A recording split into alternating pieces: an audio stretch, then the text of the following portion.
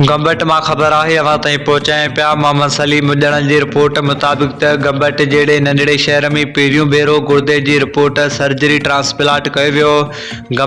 गंबस अस्पताल में नदीम अब्बास जे गुर्दे जो डॉक्टर वसीम सरवर भट्टी ऐं Mohammad Haroon Awan report surgery transplant कयो। नदीम अब्बास जी डोनर संदसि भेण नाइला भी सही सलामत आहे। नदीम अब्बास ऐं संदसि भेण गंबस डायरेक्टर डॉक्टर रहीम बख्श भट्टी साहब ऐं डॉक्टर वसीम सरवर भट्टी जो शुक्रिया अदा कयो।